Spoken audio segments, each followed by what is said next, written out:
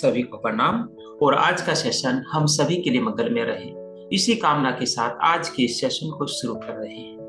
ये रेकी 1-2 का सेशन है, जिसमें हम रेकी के बेसिक से कुछ आगे तक 1 लेवल तक भी सीख पाएंगे, जिसमें हम अपने घर की का उपचार कर सकते हैं, अपने घर को एनर्जाइज कर सकते हैं, अपने आप को खुद को ऊर्जाओं से भरकर अच्छा स्वास्थ्य दे सकते हैं। सभी लोग अपने आप को म्यूट करें और मैं अपने आप को म्यूट डाल रहा हूँ जस्ट।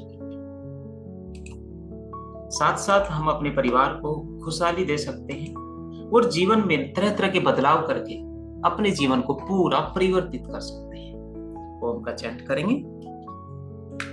दोनों हाथों को अपने अनाहत चक्र पर रखना है, ओम का चैंट करना है।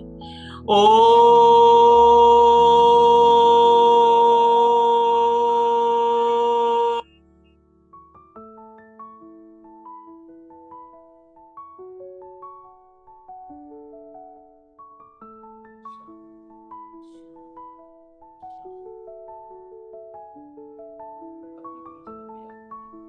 गुरुरे ब्रह्मा गुरुरे विष्णु गुरुर्देवो महेश्वरा गुरुरे साक्षात पर ब्रह्मा तस्मै श्री गुरुवे नमः।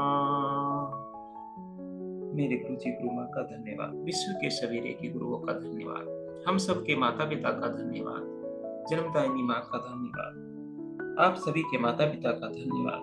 धन्यवाद धन्यवाद धन्यवाद। चलिए सेशन को शुरू करते हैं। जैसे कि हम आज जुड़े हुए हैं रेकी सीखने के लिए। बहुत सारे हैं साधक जिन्होंने पहले भी रेकी सीखा होगा। कुछ लोग रेकी के बारे में कुछ नहीं जानते हैं, या कुछ लोग रेकी ग्रैंड मास्टर तक भी सीखे हुए हो सकते हैं। लेकिन आज हम जो चीजें सीखने वाले हैं वो रेकी से कुछ डिफरेंट चीजें हमें सीखनी है। सबसे पहले कि रेकी के मार्ग पर आगे बढ़ने के लिए हम क्या कर सकते हैं, तभी हम रेकी सीखकर कुछ ज्ञान अर्जित कर सकते हैं। सबसे पहले हमें जानना होगा कि रेकी बहुत सारे लोग सीख लेते हैं, उसके बाद भी रेकी काम क्यों नहीं करती है, रेकी कार्य कैसे करेगी, कैसे हम अपने आप को चार्जिंग करेंगे, कैसे अपने जीवन में हमें परिवर्तन लेके आना है। हम उन चीजों के बारे में जानने वाले हैं। क्योंकि जब भी हम किसी चीज की शुरुआत करते हैं, सबसे पहले हमें अपने आप को उसके कैपेबल बनाना होगा, तभी हम उस चीज पर आगे बढ़ सकते हैं। और हम क्या करते हैं, हमको कैपेबिलिटी को ना देखकर सबसे पहले हम चीजों को सीखने पर लग जाते हैं, अपने आप को उस कैपेबल नहीं बनाते। उससे रिजल्ट ये आते हैं कि सब कुछ सीखने के बावजूद भी, सारी नॉलेज होने के बावजूद भी रेकी काम नहीं करती। क्योंकि रेकी कोई पढ़ाई लिखाई नहीं है, रेकी कोई सीखने का काम नहीं है, रेकी तो जीवन में धारण करने के लिए है। जब तक हमारे जीवन में कोई वो एनर्जी जब हमारे शरीर में नहीं पहुंचेगी, हम उसको एनर्जी को नहीं बढ़ाएंगे, तो एनर्जी काम नहीं करेगी। केवल सिंबल्स रट लिए जाएं, सिंबल को बनाना सीख लिया जाए, या फिर सिंबल का मीनिंग समझ लिया जाए, इससे रिजल्ट नहीं आते, इससे रेकी सीखना नहीं है। रेकी सीखने का मतलब है कि जीवन में उसको धारण कर लेना, उन सारे सिंबल को अपने की ऊर्जा को अपने शरीर में धारण कर लेना। जब हम ये प्रोसेस कर लेते हैं तो कभी हमें सिंबल को याद भी रखने की जरूरत नहीं पड़ती, कभी सिंबल बनाने की भी जरूरत नहीं पड़ती, और उपचार 100% होना शुरू हो जाता है। तो इन्हीं चीजों पर हम बात करने वाले हैं। बड़े ध्यान से हम चीजों में आगे बढ़ना है और चीजों को अच्छे से समझना है। सबसे पहले हम इसके लिए अपना स्क्रीन को शेयर करेंगे और चीजों को आगे बढ़ाएंगे। जस्ट ए मिनट होल्ड करेंगे, मैं स्क्रीन ओपन कर। जैसे कि रेकी के बारे में काफी लोग जानते हैं, गूगल पर सर्च करते हैं, यूट्यूब पर देखते हैं, और रेकी के बारे में हमने जाना है कि रेकी एक जापानीज टेक्निक है जो जापान से जिसकी शुरुआत हुई है। और रेकी का मीनिंग भी जैसे गूगल पे लोग पढ़ ही लेते हैं। रेकी का मीनिंग, रे मतलब पूरे ब्रह्मांड में फैली हुई ऊर्जा, राइट, एंड की मतलब ऊर्जा। जो ब्रह्मांड में फैली हुई जो ऊर्जा है, इसी को रेकी कहा जाता है। अब इसी को हमें डीप में समझना है कि ब्रह्मांड में कौन सी वो ऊर्जाएं हैं जो ब्रह्मांड में फैली हुई, जिसका नाम लिया जाता है कि पूरे विश्व में व्यापित जो ऊर्जाएं हैं, उन्हीं का यूज करके हम रेकी का प्रोसेस करते हैं। अब इसको डीपली समझना पड़ेगा कि रेकी में कि वो ऊर्जा आखिर कौन सी ऊर्जा है। जब हम उनको अच्छे से समझ लेते हैं, तभी हम उनको गेट भी कर सकते हैं, राइट। तो इसको डीपली समझने के लिए सबसे पहले हमें रेकी के बारे में अच्छे से जानना होगा कि रेकी, देखिए, जो ब्रह्मांड में फैली हुई ऊर्जा है वो कौन सी ऊर्जा है, ब्रह्मांड किन चीजों से मिलकर बना है। सबसे पहले हमें इसी चीज को अच्छे से समझना होगा कि ब्रह्मांड आखिर बना कैसे है। ब्रह्मांड प्रकृति की ऊर्जाओं से मिलकर बना है। प्रकृति बोले तो पांच तत्व की ऊर्जाएं, और पांच तत्व की ऊर्जाओं से जब ब्रह्मांड मिलकर बना है तो यही रेकी है। राइट, यही रेकी है। पांचों तत्व की जो ऊर्जाएं हैं उन्हीं को रेकी कहा जाता है। जो डिफरेंट डिफरेंट तरीके से लोग उसको अपने अपने तरीके से बताते हैं, कोई भी इसमें गलत नहीं है। राइट, क्योंकि वो अलग अलग एक्सप्लेन कर सकते हैं, हर चीज की अलग एक्सप्लेनेशन हो सकती है। लेकिन जो मेरा मानना है, मैं प्राकृतिक चिकित्सा से जुड़ा हुआ हूं, तो मेरे हिसाब से रेकी प्रकृति की ही ऊर्जा है जो ब्रह्मांड में फैली हुई है, पांचों तत्व की ऊर्जा है। जैसे नॉर्मली हम क्या करते हैं, एज ए नेचुरोपैथ क्या करते हैं कि शरीर के अंदर पांचों तत्व का बैलेंस जब कर लेते हैं तो शरीर स्वस्थ होना शुरू हो जाता है। ठीक वैसे ही जब रेकी का भी यही काम होता है। जब हमारे शरीर में पांच तत्व अनबैलेंस हो गए, अनबैलेंस हो गए तो क्या होने वाला है, शरीर में विभिन्न टाइप की बीमारियां होने वाली हैं, या फिर कुछ अनबैलेंस होने वाला है, जीवन में कुछ कम ज्यादा होने वाला है। क्यों कम ज्यादा होने वाला है, क्योंकि हमारे जो चक्राज हैं वो चक्राज इन्हीं पांचों तत्व से जुड़े हुए हैं। और जब हमारे पांच जो जो सेवन चक्राज हैं जब ये अनबैलेंस होते हैं तो उससे क्या होगा, हमारे जीवन में तरह तरह की चीजें परिवर्तित होनी शुरू हो जाती हैं। कुछ चीजें कम हो जाती हैं, कुछ चीजें बढ़ जाती हैं।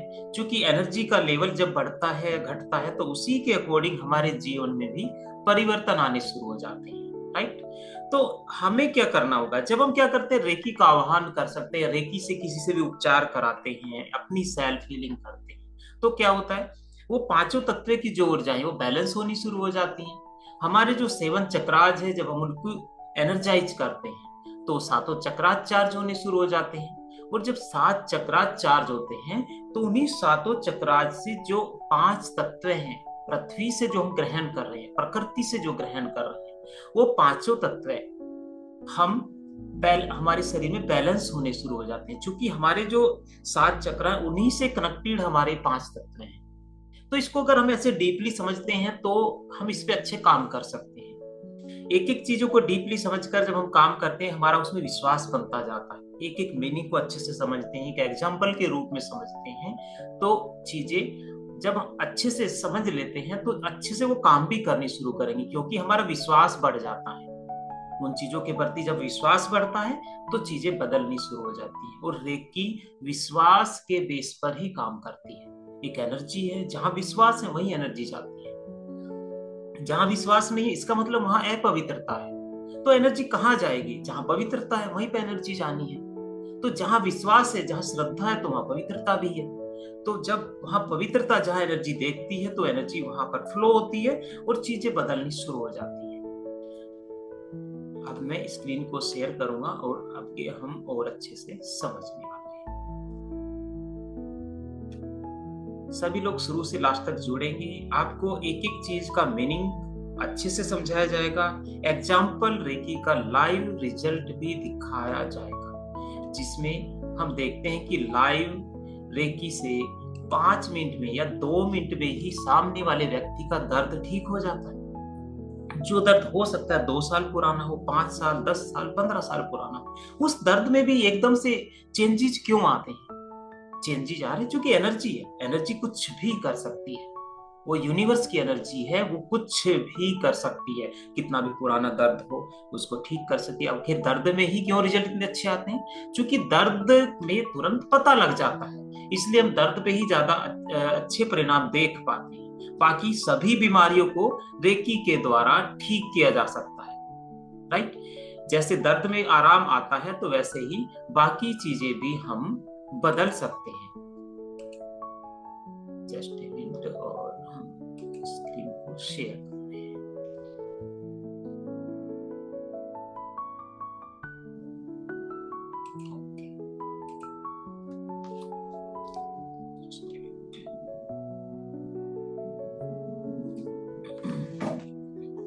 मैं चेंज कर लेता हूँ ताकि हम चीजों को कर पाए। ओके, डन हो गया। कृष्ण। यस, मैं आप सभी के सामने स्क्रीन शेयर कर रहा हूँ। मुझे आप क्लियर बताएंगे कि स्क्रीन आपके सामने आ रही है, क्लियर है? थम्स अप करके बता सकते हैं Preeti ji. Okay okay okay दीदी, धन्यवाद, थैंक यू। चलो, इसको हम अच्छे से डीपली समझेंगे कि चीजें कैसे घटित होती हैं, कैसे जीवन में अपने आप बदलाव आने शुरू हो जाते हैं।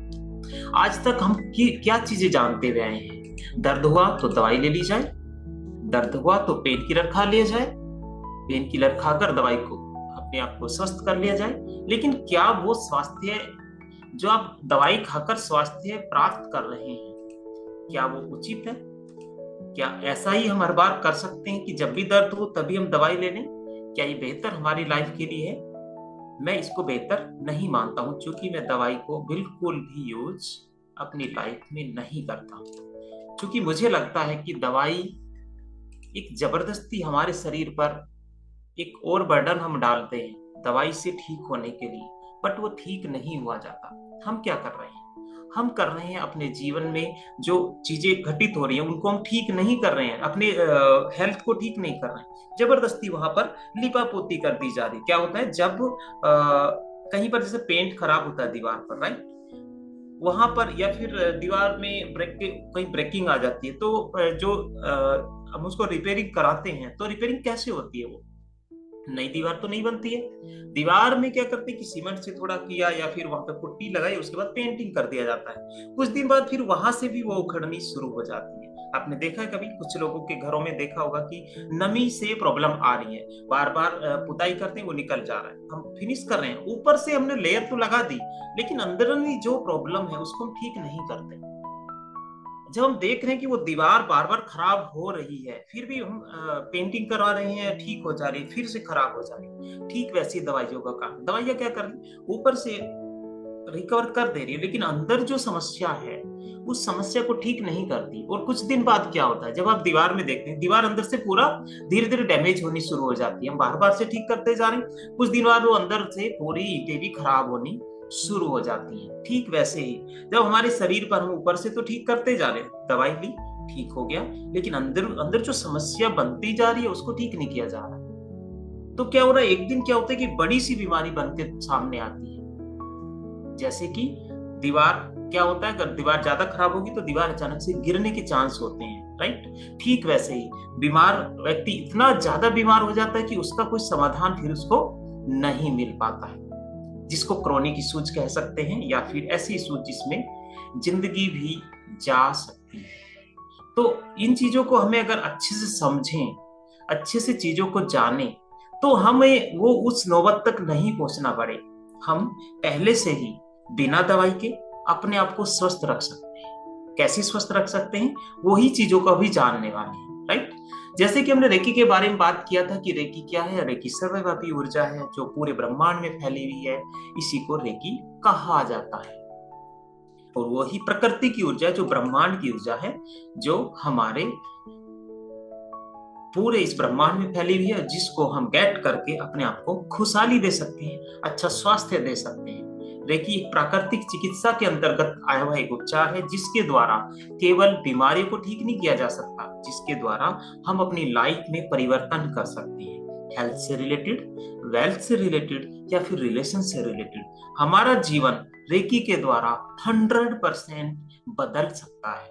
आप अगर किसी बहुत बड़ी परेशानी से अभी गुजर रहे हैं, अगर आप रेकी के मार्ग पर चलते हैं, रेकी को अच्छे से मन से सीखते हैं और उसको अपने जीवन में धारण कर लेते हैं, तो जीवन में जो परेशानियां आ रही हैं, वो चाहे हेल्थ से रिलेटेड हो, वेल्थ से रिलेटेड हो, या फिर रिलेशन से रिलेटेड हो, तो हर एक उन समस्या का समाधान आपको मिल जाता है और आपका जीवन खुशहाल हो जाता है। तो यही अच्छी चीजें, अगर हमें इतनी अच्छी चीजें रेकी से मिल रही हैं, तो क्यों ना हम रेकी को अपने जीवन में धारण कर लें। क्यों हम दवाइयों की चीजें पीछे भटक रहे हैं? जो दवाइयां क्या कर रही हैं, एक दिन हमारे लिए वो एक बहुत बड़ी बीमारी लेकर आ जाती है, वो बीमारी को ठीक नहीं कर रही है, वो हमें एक गिफ्ट में एक बहुत बड़ी बीमारी कुछ दिन बाद देने वाली होती है। लेकिन फिर भी हम दवाइयों का ज्यादा सहारा लेते हैं, जो आज वर्तमान में चल रहा है।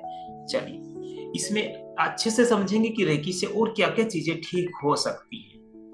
रेकी से जैसे कि निर्जीव चीजें, सजीव चीजों की अगर बात की जाए, जैसे हमने अभी बात की है कि बीमारियां ठीक हो रही है, रिलेशन ठीक हो रहे हैं, सभी लोग के धन के अवरोध भी उससे मीट सकते हैं, वो धन रहने से भी भर सकते हैं।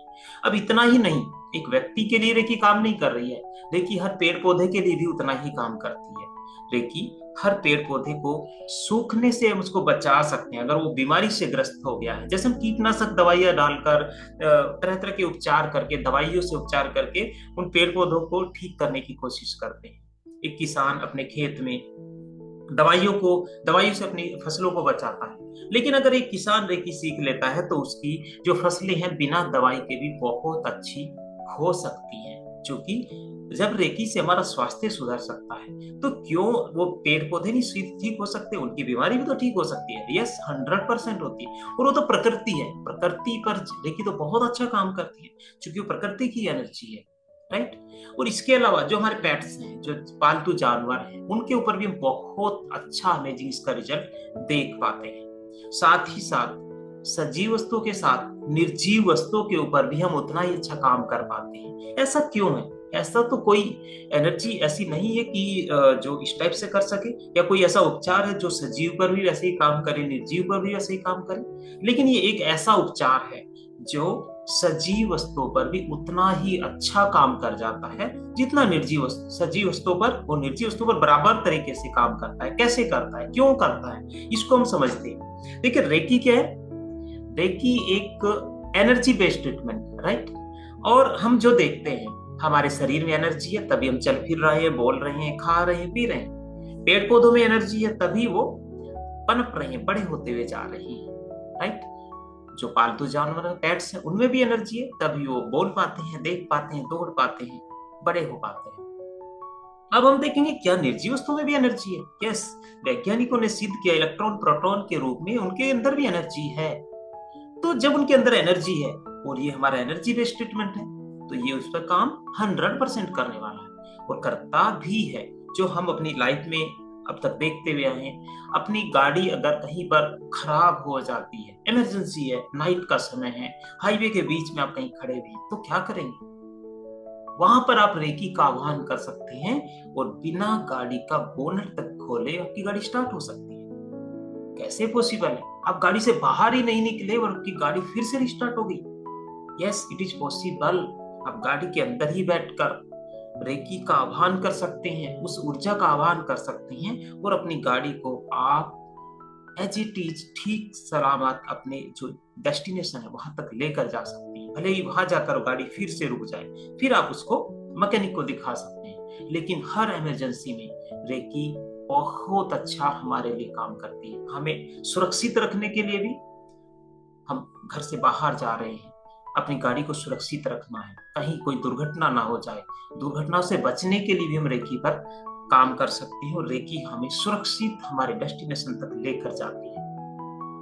अपने घर से हम जा रहे हैं, घर को सुरक्षित करना है ताकि आजकल जो चोरियां ये सब चीजें हो रही है उससे हमारा घर सुरक्षित रहे, तो वो भी करके हम जा सकते हैं रेकी के द्वारा। साथ ही हमारे बच्चे स्कूल में पढ़ने जा रहे हैं, उनको भी हम सुरक्षित करके स्कूल भेज सकते हैं। गाड़ी में बैठकर जा रहे हैं, स्कूल वैन में बैठकर जा रहे हैं, स्कूल वैन को आप सुरक्षित कर सकते हैं, राइट। तो इन चीजों को थोड़ा सा हम बढ़ेंगे और आगे समझने वाले हैं। नेक्स्ट प्रोसेस पर जाते हैं कि चलो ये इतना अच्छा काम तो कर रही है, बट इसके लिए करना क्या होगा? देखिए, करना इसके लिए बहुत आसान है, लेकिन अगर हम मन से करें तो रिजल्ट वैसे ही गेट कर सकते हैं। ये मैं ही नहीं, हम में से हर एक व्यक्ति ये सब चीजें गेट कर सकता है। सामने जो आप 5 सिद्धांत देख पा रहे हैं, ये 5 सिद्धांत ही आपके जीवन को परिवर्तित कर सकते हैं। अब इन 5 सिद्धांत पर अगर आप काम सही से कर लेते हैं, इनको इग्नोर नहीं करते हैं, जीवन में इनको अपना लेते हैं, तो चीजें बदलनी शुरू हो जाती है। अब इन चीजों पर ही हमें ध्यान से देखना है कि कैसे चीजें घटित होती हैं और कैसे हम अपने जीवन में परिवर्तन ला सकते हैं। चलो, हमें इसको अच्छे से समझना है। और सबसे पहले जो हम देख रहे हैं, पहला जो सिद्धांत है, पहला सिद्धांत क्या? आज के लिए क्रोध नहीं। लेकिन हम समझ पाते हैं कि क्या क्रोध पर कंट्रोल पाना इतना आसान है? आज के लिए क्रोध नहीं, कैसे क्रोध पर कंट्रोल कर सकते हैं। क्रोध तो एक नॉर्मल बन चुका है। जीवन में ऐसी तरह तरह के काम होते हैं, डेली कुछ ना कुछ ऐसी समस्याएं होती कि क्रोध तो होता ही है। अब उस क्रोध को कंट्रोल करने के लिए हमें क्या करना होगा? देखिए, क्रोध पर कंट्रोल करना मैं कहता हूँ बहुत आसान, लेकिन जनरली अगर हम देखें तो कहते हैं कि नहीं, आसान नहीं है। क्रोध तो जाने अनजाने में भी हो सकता है, किसी भी छोटी से छोटी चीज पर हो सकता है, बड़ी से बड़ी घटना घटित हो जाती है उस पर हो सकता है।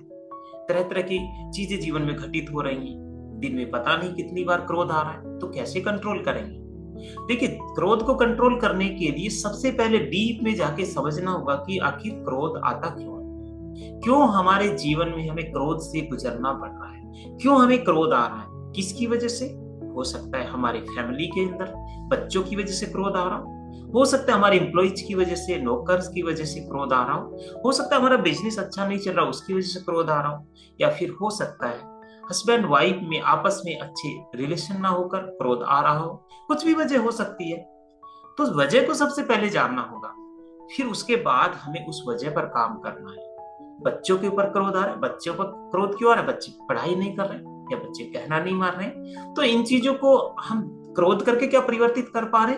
क्या क्रोध करके हमारे बच्चे सुधर पा रहे हैं? क्या क्रोध करके हमारे रिलेशन अच्छे हो पा रहे हैं?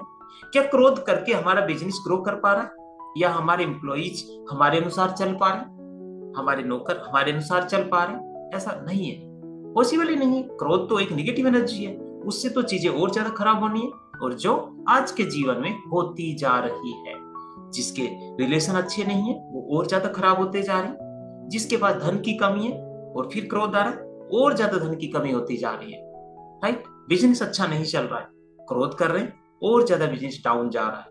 एम्प्लॉइज कहना नहीं मान रहे, क्रोध कर रहे हैं तो एम्प्लॉइज और ज्यादा बैड हैबिट में जाते जा रहे हैं। तो चीजों को क्या करना पड़ेगा? क्रोध करने से तो प्रॉब्लम और क्रिएट हो रही है, बढ़ती जा रही है, हर चीजें बढ़ती जा रही है, तो चीजों को बदलना होगा। क्रोध को कम करने के लिए अपने अंदर परिवर्तन लाना है। मैं आज से क्रोध नहीं करूंगा, ये आज के लिए क्रोध नहीं। एक संकल्प लीजिए, आज के लिए क्रोध नहीं। क्रोध पर कंट्रोल कीजिए। क्रोध पर कंट्रोल कैसे होगा? आप उन चीजों को इग्नोर कीजिए, कुछ देर के इग्नोर करिए, एक बार समझिए चीजें कैसे अभी हो रही हैं, उनको कैसे परिवर्तित किया जा सकता है। इनकेस बच्चे कहना नहीं मान रहे हैं, बच्चों के साथ आपको थोड़ा सा एनरोलेशन करना है। बच्चों की तरह एक दिन बच्चा बन जाइए। आप एक दिन बच्चों की तरह बच्चा बनकर देखिए, उनके साथ खेल कर देखिए, उनके साथ उनके अकॉर्डिंग एक बार चलकर देखिए, उनके पास बैठकर देखिए। एक दिन आपको क्या होने वाला है, वो बच्चे आपका एक बड़ा अच्छा दोस्त बन जाते हैं, और उन बच्चों की वजह से जो आपका क्रोध आ रहा है, वो बच्चे जब आप उनके अकॉर्डिंग चल रहे हैं, एक दिन तो चलिए, एक घंटे के लिए तो बैठिए उनके पास। अपने काम से फ्री होकर क्या हम कुछ देर अपने बच्चों को नहीं दे सकते? एक घंटा तो दे सकते हैं ना। एक घंटे के लिए उनके साथ आप खेलिए, उनके साथ बैठिए, उनसे बातचीत कीजिए।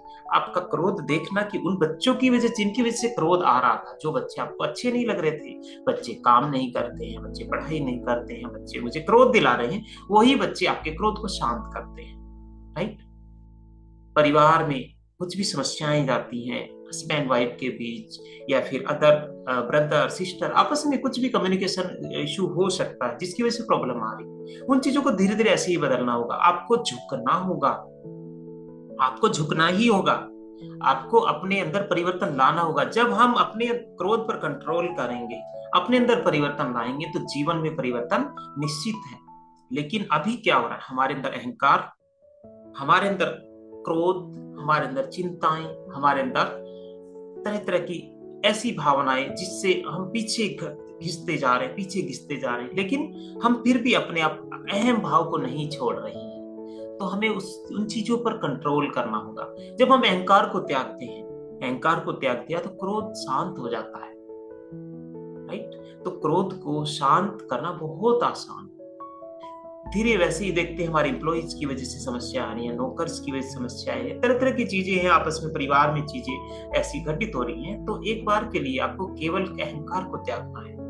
अहंकार को कैसे त्यागेंगे? अब ये भी जान लेते कि भाई अहंकार को कैसे त्यागा जाए। अब इस अहंकार को त्यागने से हमारी दो चीजें बदल सकती हैं, हमारी चिंताएं भी बदल सकती हैं, हमारा क्रोध भी बदल सकता है, हमारा जो सेकंड जो सिद्धांत है उस पर भी काम साथ साथ ही हम केवल एक अहंकार को त्यागने से कर सकते हैं। अहंकार को कैसे त्यागना होगा?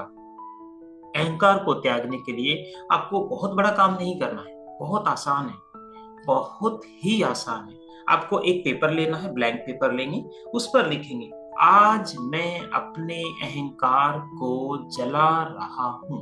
रेड पेन से लिखना है, 5 टाइम्स लिखना है, आज मैं अपने अहंकार को जला रहा हूं, आज मैं अपने अहंकार को जला रहा हूं। 5 बार आपने एक पेपर पर लिखा, A4 का शीट ले सकते हैं, A3 का शीट ले सकते हैं। उसके बाद आप उसको अपने सामने ही बर्न करें, कैंडल लें, कैंडल से जलाएं, जलते हुए देखें कैसे उससे परिवर्तन आने वाला, वो आप लॉजिकली समझ सकते हैं। देखिए कैसे आने वाला। आपने क्या लिखा उसके ऊपर? आज मैं अपने अहंकार को जला रहा हूं। और जब आप उसको जला रहे हैं, आप अपनी आंखों से देख रहे हैं रियल में मेरा अहंकार जल रहा है, मैं जला रहा हूं। आप उसमें चैंट भी कर सकते, बोल सकते हैं, हाँ आज मैं अपने अहंकार को जला रहा हूं, मैं देख रहा हूं मेरा अहंकार जल रहा है, मेरा अहंकार जल रहा है, मेरा अहंकार जल कर राख हो चुका है, राख हो चुका है, राख हो चुका है। ये चीजें कैसे बदलती है, कैसे जीवन को बदलती हैं? ये जो हमने पूरा प्रोसेस किया, इस प्रोसेस, ये सारा प्रोसेस हमारे सबकॉन्शियस माइंड में चला गया। और जब चीजें हम अपने सबकॉन्शियस माइंड में डाल लेते हैं तो जीवन में परिवर्तन होना शुरू हो जाता है। क्योंकि सबकॉन्शियस माइंड क्या है? सबकॉन्शियस माइंड ही भगवान है। जिन भगवान को हम इधर उधर ढूंढते हैं वो हमारा सबकॉन्शियस माइंड है। हम कहते हैं कि हम एक मंदिर में जाकर अफर्मेशन कर रहे हैं, हम मंदिर में जाकर ईश्वर से बोल रहे हैं, हे ईश्वर मेरा ये उपकार, मेरे ऊपर उपकार करो, मेरी ये समस्या को ठीक कर दो। जैसे भी आप वहां पर अफर्मेशन कर रहे हैं तो कुछ लोगों की चीजें चेंज हो रही हैं, बट कुछ लोगों की नहीं हो रही हैं। उसके पीछे की वजह क्या है? क्या वो ईश्वर सबके लिए, एक के लिए अच्छा है एक के लिए बुरा है? नहीं तो वो तो ईश्वर ईश्वर है, वो तो सबके लिए अच्छा है। लेकिन चीजें ऐसे क्यों हो रही हैं? वही इसी वजह से हो रही है क्योंकि जो हमारा सबकॉन्शियस माइंड है ना, यही भगवान है। वो एक एक चीजें नोटिस कर रहा है। आप प्रार्थना कर कैसे रहे हैं? आप प्रार्थना कर कैसे रहे हैं? आप कह रहे हैं हे ईश्वर मेरी बीमारी को ठीक कर दो। सबकॉन्शियस माइंड रूपी भगवान ने बोला तथास्तु, ऐसा ही हो, ऐसा ही हो, ऐसा ही हो। आपने क्या बोला? बीमारी। और आपकी बीमारी बढ़नी शुरू हो गई। आपने तो बीमारी ठीक करने के लिए बोला था, लेकिन बीमारी वर्ड जो बोल दिया, निगेटिव जो चैंट कर दिया, उसकी वजह से प्रॉब्लम क्रिएट हो रही है। इसलिए हमें हमेशा क्या करना है? पॉजिटिव चीजों पर जाना है और पॉजिटिव चीजों को घटित होते हुए देखना है, तो जीवन में परिवर्तन आना शुरू हो जाता है। जब अपने अहंकार को आपने जलते हुए देख लिया, आपकी आंखों से आपने देखा, आपके ब्रेन के अंदर गया, हाँ जल गया है अहंकार, अहंकार पूरी तरह समाप्त हो चुका है, समाप्त हो चुका है, समाप्त हो चुका है। तो वो आपके ब्रेन के अंदर गया, ब्रेन ने जान लिया अहंकार नाम की चीज मेरे अंदर है ही नहीं, तो अहंकार समाप्त हो जाता है। क्योंकि हमारे ब्रेन से ही, हमारे दिमाग से ही तो अहंकार आ रहा है। हमारे हम उल्टी सीधी चीजें सोचते हैं, हमारे ब्रेन के अंदर अहम भाव भर चुका है। जब हमने वहां पर जलते हुए, हमारे ब्रेन ने देख लिया, आंखों ने देख लिया, ब्रेन के अंदर जा चुका है, हाँ जल चुका है, नष्ट हो चुका है। आप पेपर को देख रहे, राख बन चुका है, उस पेपर को राख बनते हुए देखिए, जलते हुए देखिए। अच्छा, पूरा जब वो जल जाता है तो आपके ब्रेन के अंदर पॉजिटिव थॉट चला जा चुका होता है कि अहंकार जल चुका है, चीजें बदलनी शुरू हो जाती है। आप प्रैक्टिकली कर कर देख सकते हैं। मैं कहता हूं 100% काम करता है। उस पेपर को आपने एक बार जलाया, उसकी जो आप चैंट, जो आपने बोला, जो आपने अफर्मेशन की, उसकी रिकॉर्डिंग तैयार करो, एक वॉइस रिकॉर्डिंग कर लीजिए और उस वॉइस रिकॉर्डिंग को डेली सुनिए, डेली एक निश्चित समय पर सुनिए। आज सुबह जलाया, डेली सुबह सुनिए उसको, डेली सुबह सुनिए। रात को जलाया तो रात को ही डेली सुनिए, सुबह शाम सुनिए। मैं मेरे अहंकार को जला रहा हूँ, जलता जा रहा है, जलता जा रहा है, राख बनता जा रहा है, बनता जा रहा है, पूरी तरह से राख बन चुका है। मैं देख रहा हूँ पूरी तरह से नष्ट हो चुका है, मेरे सामने मेरा अहंकार जलकर राख हो चुका है। जब आप ये चैंट करते हैं, जब आपने ये चीजें होती हुई देखी, आपकी आंखों ने होती हुई देखी है, तो चीजें बदल जाती है। राइट? तो कितना आसान है अहंकार, कितना आसान है क्रोध पर कंट्रोल करना। अहंकार को समाप्त कर दिया तो क्रोध समाप्त हो गया, और क्रोध समाप्त हो गया तो चिंताएं भी समाप्त हो गई, क्योंकि चिंताएं भी वहीं से घटित हो रही हैं। आपके फैमिली में रिलेशनशिप इश्यूज हो सकते हैं, आपके बिजनेस अच्छा नहीं चल रहा उसकी वजह से हो सकता है, बच्चे कहना नहीं मान रहे उसी की वजह से, वही छोटी मोटी कुछ चीजें हैं, 4-5 चीजें जिनकी वजह से क्रोध आ रहा है, उन्हीं की वजह से चिंताएं आ रही हैं। क्रोध समाप्त हुआ, चिंताएं भी समाप्त हुई, अहंकार समाप्त हुआ, और चीजें बदलनी शुरू हो जाती हैं। अब हम तीसरे अपने सिद्धांत पर काम करने वाले हैं, तीसरे सिद्धांत को समझेंगे, आज सब काम ईमानदारी से। अब आप तो कहें कि ईमानदारी का तो जमाना ही नहीं है, कैसे करेंगे ईमानदारी से काम? क्या ईमानदारी से करके गुजारा चल सकता है? क्या ईमानदारी से करके चीजें फायदेमंद हो सकती हैं? यस, बिल्कुल हो सकती हैं, कई गुना ज्यादा फायदेमंद हो सकती हैं। आज हम सोच रहे हैं कि अगर ईमानदारी से हम चलें तो शायद एक दुकानदार अच्छे से पैसा नहीं कर पाएगा, राइट? या फिर एक एम्प्लॉइज अच्छी सैलरी प्राप्त नहीं कर पाएगा, राइट? या फिर एक बिजनेसमैन अच्छा बिजनेस नहीं कर पाएगा। लेकिन ऐसा नहीं है, चीजों को बदलते हुए देखेंगे, आप ही देखेंगे कि चीजें कैसे बदल रही हैं, ईमानदारी के रास्ते पर चलकर कैसे आपका बिजनेस ग्रो कर रहा है। क्योंकि ईमानदारी क्या एक पॉजिटिव वर्ड है, उसको आप गेट कर रहे हैं। जब पॉजिटिव वर्ड गेट करते हैं तो पॉजिटिव एनर्जी गेट हो रही है, और पॉजिटिव एनर्जी गेट हो रही है तो चीजें बदल रही है। ईमानदारी से काम करने का मतलब क्या है? सबसे पहले जाने कि ईमानदारी से काम करने का मतलब क्या है। सबसे पहले हमारी बहुत सारी दीदी जैसे जुड़ी हुई हैं, सबसे पहले उनसे ही हम शुरुआत करने वाले हैं कि ईमानदारी क्या होता है और कैसे इससे चीजें बदल जाती हैं। हमारी जितनी दीदी हैं वो डेली सुबह उठती हैं और सुबह अपने घर की साफ सफाई करना, नीट एंड क्लीन करना, वो प्रोसेस उनका रहता है। लेकिन कई बार हम देखते हैं कि हम आलस में, गुस्से में या चिंताओं की वजह से उतना अच्छे से उस घर के प्रोसेस को, सफाई का प्रोसेस है, उसको नहीं कर पा रहे। उसके पीछे हमारा क्रोध भी हो सकता है, चिंताएं हो सकती हैं, या फिर हमारे पास समय की कमी हो, कुछ भी वजह हो सकती है। हमें थोड़ा सा अपने अंदर परिवर्तन करना है। हमें अपने उस जो काम है उसको ईमानदारी से करके एक बार देखना है। एक दिन देखेंगे, केवल एक दिन करके देखना है कि आज मैं अपना सब कार्य ईमानदारी से करूंगा। तो एक दीदी है, डेली साफ सफाई कर रही है, नीट एंड क्लीन कर रही है। जब वो अपने घर को साफ सुथरा कर रही हैं तो उनको फील होता है, जिस दिन उन्होंने पूरा मन से उस काम को किया है तो उनके अंदर पॉजिटिव एनर्जी भरती है। वो देखते हैं कि घर बहुत सुंदर लग रहा है, साफ सुथरा लग रहा है। जिस दिन आपने घर को और ज्यादा अच्छे से साफ किया, सामान को सही से सेटअप करके रखा, एक्स्ट्रा चीजें घर से बाहर निकाल दी, तो क्या होने वाला है? देखिए, घर के अंदर जब हम कुछ चीजें ऐसे भर के रखते हैं, स्टोर के अंदर देखेंगे हमारे स्टोर में कुछ एक्स्ट्रा चीजें जिनका कोई यूज ही नहीं है, कभी यूज होना ही नहीं है, जो बिल्कुल कंडम हो चुकी हैं, खराब हो चुकी हैं, हम उनको भी रख लेते हैं, कभी भी तो काम आ सकती है, क्यों वेस्ट फेंका जाए? वही हमारे अंदर निगेटिव एनर्जी लेकर आ रही है, हमारे घर के अंदर निगेटिव एनर्जी लेकर आ रही है। हमें ईमानदारी वहां पर यह दिखानी कि मैं मेरे घर की सफाई कर रही हूं तो मेरे घर के अंदर कोई भी निगेटिव एनर्जी नहीं रहनी चाहिए, तो तभी तो सफाई मानी जाएगी ना।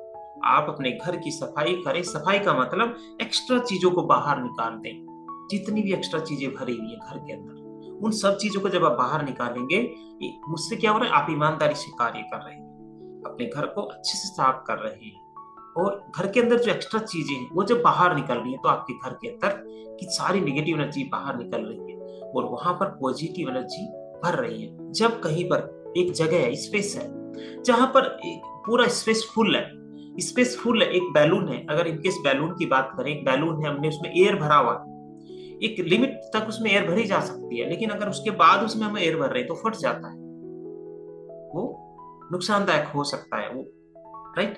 ठीक वैसे ही घर के अंदर हम देखते हैं, घर के अंदर जब हमने निगेटिव एनर्जी को भर लिया तो जब पॉजिटिव एनर्जी के लिए जगह ही नहीं है तो कैसे आएगी? तो पॉजिटिव एनर्जी के लिए तो जगह बनानी होगी ना। जगह बनाने के लिए क्या करना? ईमानदारी से अच्छे से घर को साफ कीजिए, साफ सुथरा कीजिए, एक्स्ट्रा चीजों को बाहर निकाल दो, उससे घर के अंदर पॉजिटिव एनर्जी आएगी। जब स्पेस बनेगा, घर के अंदर पॉजिटिव एनर्जी आनी है। हम पॉजिटिव एनर्जी फ्लो करने की कोशिश कर रहे हैं अपने घर में, आ नहीं रही है। क्यों? क्योंकि घर के अंदर तरह तरह की ऐसी चीजें भरी हुई हैं जिनसे घर का जो स्पेस है वो पूरा पूरा फुल है, पूरा फुल है तो वहां पे एनर्जी आने का मतलब ही नहीं, कितनी भी कोशिश कर लीजिए।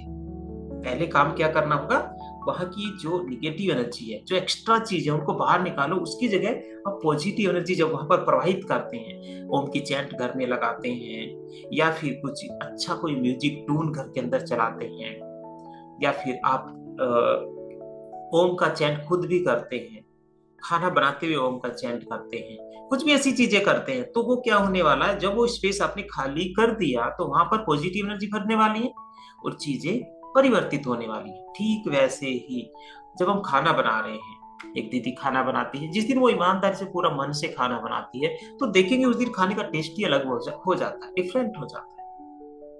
और आप तो यही देख रहे हैं, खाने का टेस्ट चेंज हो रहा है, लेकिन उससे कई गुना ज्यादा बड़ी चीज हो रही है। वो खाना आपके लिए औषधि बन रहा है, आपके लिए अमृत रूपी बन रहा है, क्योंकि उसके अंदर प्रेम भर रहा है, उसके अंदर ईमानदारी भर रही है, उसके अंदर पॉजिटिव एनर्जी भर रही है। तो वो जो खाना है ना, वो खाना एक औषधि बन जाता है, जिससे बहुत सारी बीमारियां ऐसे ही चली जाती हैं। उस खाने के अंदर उतनी पॉजिटिव एनर्जी होती है जो हमें दिन भर अच्छा काम करते हुए हमें थकान महसूस नहीं होती है। लेकिन अगर ऐसा खाना हम खा रहे हैं जो ईमानदारी से नहीं बनाया गया हो, या जहां पर स्ट्रेस हो, जहां पर क्रोध हो, उन चीजों में भरकर उस खाने को बनाया जा रहा हो, तो खाना खाना नहीं होता, वो एक जहर की तरह होता है। वो हमारे अंदर बीमारियां लेकर आता है, वो ही हमारे जीवन में तरह तरह की परेशानियां लेकर आता है। पॉजिटिव एनर्जी ना लाकर वो निगेटिव एनर्जी हमारे जीवन में भर देता है। तो सभी दीदी से कहना चाहूंगा कि हमें जो घर के अंदर कार्य कर रहे हैं, मेन शुरुआत आपसे ही हो रही है, मेन शुरुआत ही आपसे होती है, क्योंकि जीवन की शुरुआत ही सबसे पहले घर में नाश्ता से होती है, उसके बाद आगे का काम होता है, राइट। अगर हम उन चीजों में परिवर्तन ला दें, घर के अंदर जो खाना बन रहा है, जो नाश्ता बन रहा है, उसमें हम उसको ईमानदारी, प्रेम उसमें भर दें, तो वो अमृत बन जाता है। और दिन की शुरुआत जब नाश्ता हम करके चलते हैं, आप लोग खुद भी करते हैं, बच्चों को नाश्ता खिला के स्कूल भेजते हैं, तो उनके दिन की शुरुआत अच्छी होने वाली होती है, क्योंकि आपने जो उनको नाश्ता दिया है उसके अंदर प्यार भरा है, उसके अंदर ईमानदारी भरी है, उसके अंदर पॉजिटिव एनर्जी भरी है, जो दिन भर जो व्यक्ति है उसको थकने नहीं देती। बच्चे हैं उनको अच्छे से पढ़ने में मदद करती है, क्योंकि पॉजिटिव एनर्जी उससे क्रिएट हो रही है, राइट। तो आज से मेरी जितनी भी दीदी हैं वो ईमानदारी से काम करें, मतलब सफाई ईमानदारी से करें, खाने को ईमानदारी से, स्ट्रेस नाम के जहर को वहां नहीं खोलना है, क्रोध जैसे जहर को वहां नहीं खोलना है। आप चीजें बदलनी शुरू होती हैं। कई बार हम क्या करते हैं, हम तरह तरह के एपिसोड आजकल चल रहे हैं, सास भी कभी बहू, ये डिफरेंट डिफरेंट टाइप के ऐसे एपिसोड हैं जिनमें निगेटिव एनर्जी ही भरी हुई है, जहां पर कलह, इस टाइप की निगेटिव चीजें बहुत सारी ऐसे चलती हैं। हम क्या कर रहे हैं, हमने किचन में उसको चलाया, मोबाइल में चल रहा है और हम खाना बना रहे हैं, तो घर के अंदर क्या कैसी एनर्जी आने वाली है, उस खाने में कैसी एनर्जी जाने वाली है, जो आप देख रहे हैं, जो आप सुन रहे हैं, वही एनर्जी जाने वाली है। आपको आज से क्या करना है, घर के अंदर ओम का चैन चला सकते हैं जब आप खाना बनाते हैं, और खाना बनाते के दौरान ही नहीं, पूरा दिन भर ओम का चैन चला सकते हैं, रात भर चला सकते हैं। ओम का चैंट आप कहते हैं कि नहीं, ओम का चैंट लगातार हम नहीं चला सकते, तो उसकी जगह आप कुछ पॉजिटिव वाइब्रेशन वाली ट्यून चला सकते हैं, जो डे नाइट आपके घर में चले। हम हमारे घर में चलाते हैं जो डे नाइट 24 आवर चलती है। उससे क्या होता है, घर में जो इंसान रहता है, जो दीदी रहती हैं, जो भैया रहते हैं, जो उनके अंदर क्या परिवर्तन आने वाला है, वो कभी बोरियत फील नहीं करेंगे, क्योंकि घर में कुछ आदान प्रदान चल रहा है, एनर्जी आ रही है, फ्लो हो रहा है। जब हम साइलेंट, एक जगह सुन सन्नाटा रहता है, तो वहां बोरियत फील होती है, राइट।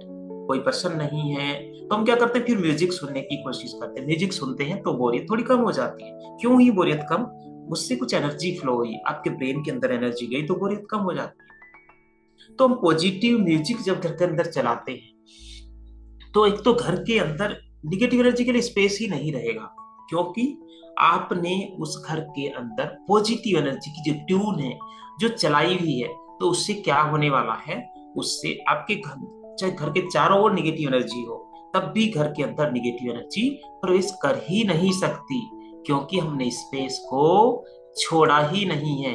स्पेस जब नहीं छोड़ा है तो क्या होने वाला है, वहां पर कोई निगेटिव एनर्जी प्रवेश नहीं करने वाली है।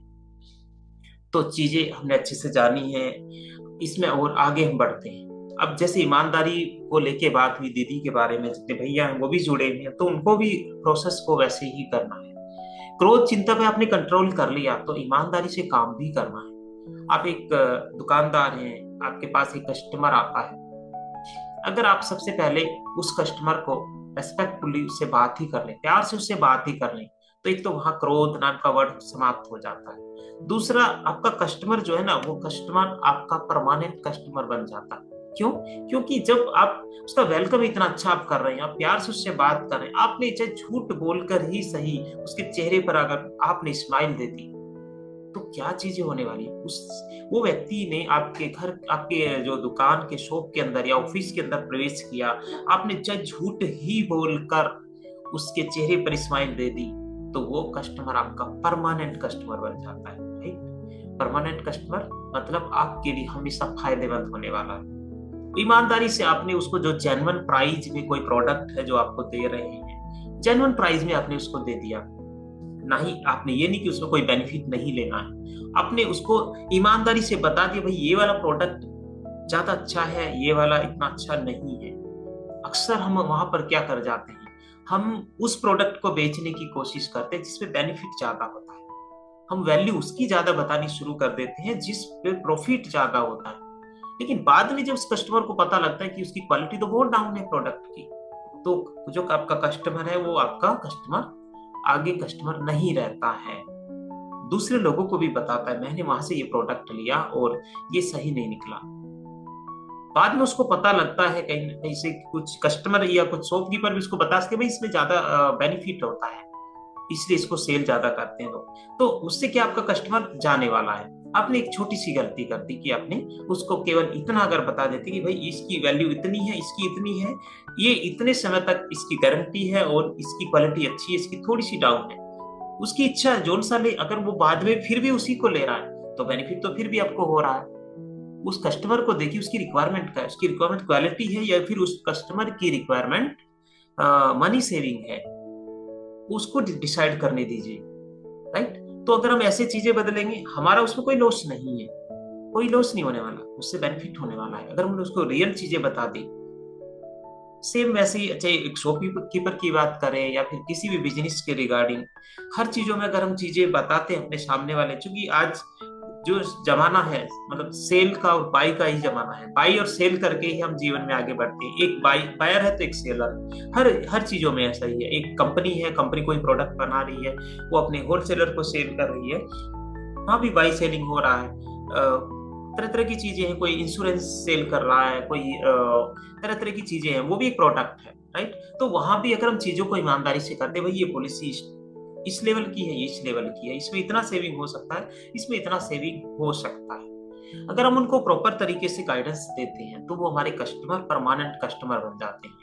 वो हमारे उस विश्वास पर हमें और अच्छा बिजनेस देते हैं, हमारी इस ईमानदारी पर हमें और अच्छा बिजनेस देते हैं, तो हमारे कस्टमर ग्रो करना बढ़ना शुरू हो जाते हैं। बढ़ते कस्टमर बढ़ेंगे तो हम ग्रो करना शुरू कर देते हैं।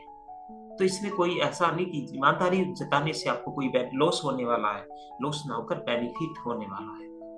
अब इसके बाद हम बात करेंगे आज सबके लिए आभार। सबसे पहले बात करेंगे हम अपनी तरफ से। हम सबसे पहले अपने घर से शुरुआत करने वाले हैं। घर में हम, हमारी दीदी हैं, उन्होंने या वाइफ हैं, जो भी उन्होंने खाना आपके लिए अच्छा बनाया है, मन से खाना बनाया, प्यार से खाना बनाया, हो सकता है फिर भी कुछ चीजें मिस हो जाती हैं, किस दिन नमक कम हो गया है, किस दिन मिर्च कम ज्यादा हो गई, ऐसा हो सकता है। लेकिन सबसे पहले तो आपको आभार व्यक्त करना चाहिए कि आपको एक खाना तो मिला है, फ्रेश ताजा खाना मिल रहा है, आपको घर बैठे मिल रहा है और आपको रेस्पेक्टली दिया जा रहा है, तो उसके लिए आपको आभार व्यक्त जरूर करना चाहिए।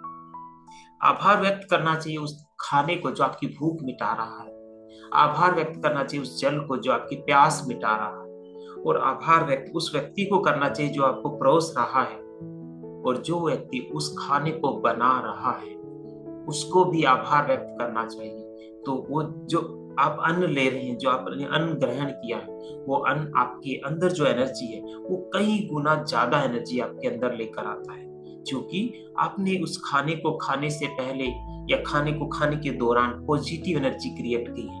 आभार व्यक्त करना मतलब पॉजिटिव एनर्जी है। आपको एक दिन खाने में लगा कि नमक कम रह गया, नमक डाला ही नहीं गया है, तो क्या करेंगे? आपको गुस्सा आएगा, फिर आप फिर पुरानी चीजों में चले जाएंगे? नहीं, आपने क्रोध को तो त्याग दिया है। अब तो अब करना क्या होगा?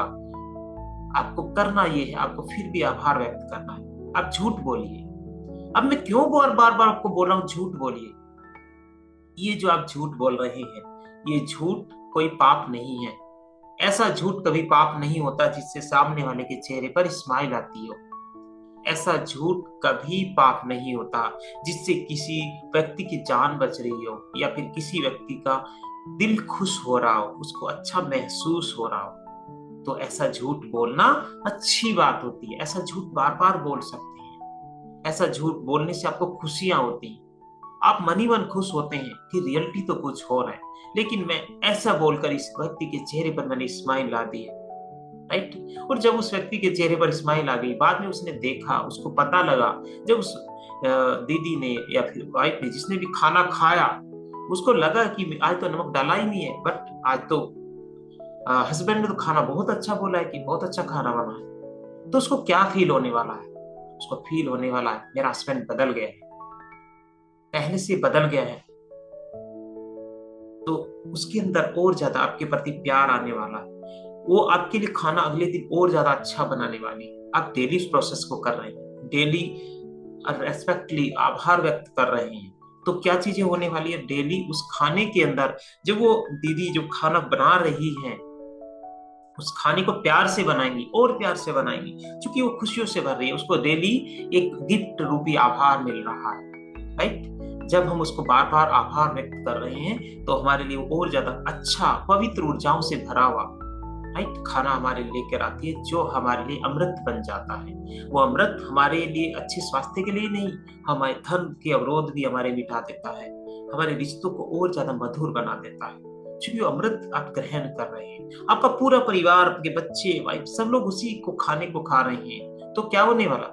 जब अमृत रूपी खाना आप खा रहे हैं तो आपके विचारों में परिवर्तन आने वाले हैं, आपके स्वास्थ्य में परिवर्तन आने वाले हैं, आपके जीवन में पूरा परिवर्तन आने वाला है। क्योंकि एक देखिए कितना छोटा सा कार्य किया, एक छोटा सा झूठ बोला है, तो क्या ऐसा झूठ बोलने से कोई नुकसान है? ऐसा झूठ तो डेली बोल सकते हैं। ऐसा झूठ डेली बोला जा सकता है। आपके सामने कोई व्यक्ति आता है, अचानक से कोई व्यक्ति आ रहा है, अब सुबह डेली मॉर्निंग वॉक कर रहे हैं, कोई व्यक्ति आया सामने, आपने उसको बोल दिया आज आप बहुत खुश दिख रहे हो, चाहे वो निराश हो, तो जब रियल में खुश हो जाता है। आपने झूठ बोला है, उस व्यक्ति को भी पता आपने झूठ बोला, लेकिन उसके चेहरे पर स्माइल एक मिनट के लिए सही लेकिन जरूर आती है। और वो एक मिनट के लिए जब उसके चेहरे पर स्माइल आई है, उसका श्रेय आपको जाता है। तो क्या वो झूठ आपके लिए गलत साबित होने वाला? नहीं।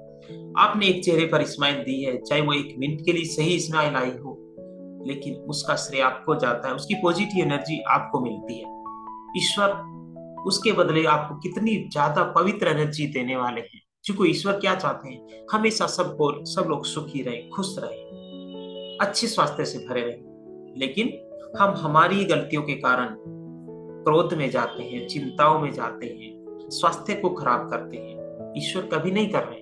वो परमपिता कभी नहीं चाहते हैं कि मेरे बनाए हुए जो बच्चे हैं, जो मेरे ही पुत्र हैं, पुत्री हैं, जो इस पूरे ब्रह्मांड में फैले हुए हैं, राइट, वो बीमार हो जाएं या वो दुखी रहें, उनको क्रोध चिंताएं सताएं। ऐसा नहीं है, वो सबके लिए बराबर है। लेकिन हम हमारी गलतियों के कारण चीजें बदल रहे हैं, हमारी गलतियों के कारण ही हम क्रोध में भर रहे हैं, हमारे ही कारण हम चिंताओं से घिर रहे हैं, और हमारे ही वजह से हम तरह तरह की बीमारियों से ग्रसित होते हैं। कुछ हमारे कर्माज हो सकते हैं, पास्ट कर्माज भी हो सकते हैं, पिछले जन्म के कर्माज जिसकी वजह से समस्या आ रही हो, लेकिन हम फिर वही चिंताओं में जाते हैं। अरे मैं तो बहुत अच्छा काम कर रहा हूँ, पता नहीं भगवान मुझे ही क्यों ऐसी चीजें दे रहे हैं, पता नहीं मुझे ही क्यों बीमार कर रहे हैं। वो आपकी ही गलती है, आप ही की वजह से हो रहा है। आज नहीं तो पिछले जन्माज में किया हुआ कर्म हो। क्योंकि भगवान ने एक सिस्टम बनाया है। जैसे हम क्या करते हैं, हमने कोई एक मशीन बनाई, एक इलेक्ट्रॉनिक मशीन बनाई, तो उसमें जो प्रोग्राम डाल दिया गया तो वैसे ही काम करेगी। तो भगवान ने भी एक प्रोग्राम बनाकर तैयार किया है। उस प्रोग्राम में लिखा गया है, उसमें फीड किया गया है, जो जैसे कर्म करेगा उसका फल उसको मिलना ही मिलना है। जो प्रोग्राम रूपी मशीन काम कर रही है, हम जो भी कर्म कर रहे हैं उसका फल मिलना ही मिलना है, निश्चित, आज नहीं तो कल मिलना है। जब वो प्रोग्राम के अंदर हमने चीजें डाल दी, गलत चीजें डाल दी, तो गलती रिजल्ट आने वाले हैं। तो उसमें भगवान को क्यों दोष दिया जाए? भगवान डेली किस किस को देखेगा, किस किस के लिए अच्छी चीजें जनरेट करेगा, किस किस का हिसाब किताब करेगा। उसने तो एक प्रोग्राम को जनरेट कर दिया, एक सिस्टम बना दिया, वही सिस्टम इस यूनिवर्स में काम कर रहा है। जहां जैसी एनर्जी आप डालते हैं वैसी एनर्जी आपको वापस मिलने वाली है। तो ईश्वर को दोष ना देकर अपने आप को बदलना होगा। अपने आप को बदलते हैं, कर्माज को अच्छे करते हैं, पिछले कर्माज को डिलीट करने के लिए इस जन्म में अच्छे कर्माज करते हैं, तो चीजें धीरे धीरे बदलनी शुरू हो जाती है। आखिर इस जन्म में ही नहीं, इस जन्म में ही नहीं, अगले जन्म में तो आप पॉजिटिव एनर्जी गेट कर ही पाते हैं। हो सकता है ये जन्म दुख भरा बीत रहा हो, आप फिर भी अच्छे कर्म कर रहे हैं, लेकिन वो अच्छे कर्म के रिजल्ट भी आपको मिलने वाले हैं। इस जन्म में नहीं तो अगले जन्म में आपका बहुत अच्छा आपका जीवन होने वाला है। तो इसलिए कभी भी ईश्वर को दोष न देकर अपने कर्म में लगे रहें, अच्छे कर्म करें। अच्छे कर्म करके अपने इस जन्म को तो सही बना ही रहे, अगले जन्म को भी आप अच्छा बना रहे हैं। पांचवा जो सिद्धांत है आज सबके लिए, करुणा और सम्मान। अब करुणा और सम्मान, आज के जमाने में तो चीजें ऐसी रही नहीं है। दया नाम की तो कोई चीज ही नहीं है। दया किस पर करें, किस पर भरोसा करें, राइट? किस पर दया करें? व्यक्ति के मन में कुछ चीजें होती हैं और हमें सामने कुछ और दिखता है, लेकिन हमें वो चीजें नहीं सोचनी है। हमें दया और सम्मान पर बात कर रहे हैं। जैसे हम दया सम्मान पर बात कर रहे हैं, सबसे पहले हम देखते हैं कि हमारे घर में हम अक्सर देखते हैं कि घर में या फिर शॉप पर या ऑफिस पर कोई भीख मांगने आता है, तो क्या करना चाहिए? हमें पता है कि वो व्यक्ति भीख मांगकर दारू पीता है, ड्रिंक करता है, ये गलत चीजों में उस पैसे को लगा रहा है, तो क्या करना चाहिए? क्या हमें उसको भीख देनी चाहिए या नहीं देनी चाहिए? कुछ लोगों का मत होगा कि देनी चाहिए, कुछ लोगों का मत होगा नहीं देनी चाहिए। पूरे चारों ओर इतने जो भीख मांगने वाले लोगों की क्वांटिटी बढ़ती जा रही है, या लोग उसको पैसे को मिसयूज कर रहे हैं, वो दारू पी रहे हैं, वो गलत राह पर चल रहे हैं। लेकिन हमें क्या करना है? हमें करुणा और सम्मान का जब हमने सिद्धांत को अपनाना ही है, तो हमें ये नहीं देखना सामने वाला व्यक्ति उस पैसे का क्या करने वाला है। वो उसका कर्माज बना रहा है, वो उसके कर्माज का फल उसको मिलने वाला है, लेकिन हमें तो अपने कर्माज को अच्छा बनाना है। क्या हम उसको अपमान करके भेज दें? नहीं, तुम तो दारू पीते हो, तुम्हें मैं ऐसा नहीं दूंगा। तो उससे आपका जो पांचवा सिद्धांत है कभी पूरा नहीं होने वाला है। आपको क्या करना है? सिंपली उसको आप कितना, आप उसको 5 रुपए ना देकर 1 रुपया दे दीजिए, दे दो, सम्मान से उसको भेज दीजिए। आप मत सोचिए वो उस पैसे का क्या करने वाला है। आपको पता है वो दारू पीने वाला, आपको फिर दिखता है नेक्स्ट डे वो वैसे ही वहां पर लेटा हुआ है रोड पर, वो दारू पीकर लेटा हुआ है। कोई बात नहीं, वो उसका जीवन है, वो उसके कर्माज है, उसका फल उसको मिलना है। लेकिन हमें हमारा जो सिद्धांत है इसको पूरा करना है। हमें करुणा पर भी ध्यान देना है, हमें सम्मान पर भी ध्यान देना है। एक चाहे नीचे लेवल का व्यक्ति हो उसके लिए भी आपको सम्मान करना है, एक ऊंचे लेवल का व्यक्ति हो उसके लिए भी हमें सम्मान करना है। अब कुछ लोग, क्या हो रहा है कि जिनके पास मनी का इशू है, धन से रिलेटेड इशू है, मनी का इशू है, तो वो क्या करते हैं? वो जब एक अमीर व्यक्ति को देखते हैं तो उनको उनके प्रति कैसे विचार आते हैं? शायद ये आदमी सही नहीं है, ये गंदे काम करते हैं, ये गलत काम करके पैसा कमाते हैं। धन के प्रति आपका सम्मान नहीं है। आप धन को ऐसा मानते हैं कि धन घर में आया तो उससे कलह कलह तरह तरह की निगेटिव चीजें होती हैं। जिनके पास ज्यादा पैसा होता है वो व्यक्ति गलत राह पर चल जाते हैं, उनके बच्चे गलत राह पर चल जाते हैं।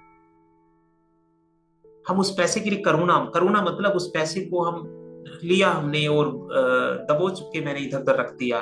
आज 1 रुपया यहाँ रखा है, 10 रुपए यहाँ रखे हैं, 20 यहाँ रखे हैं, उससे क्या होने वाला है? देखिए, दया करुणा, सबसे पहले हम मनी के ऊपर ही बात कर रहे हैं, क्योंकि मनी एक ऐसी चीज है जिसके बिना, मैं नहीं कहता हूं आज की डेट में जीवन जीना, अच्छा जीवन जीना आसान है।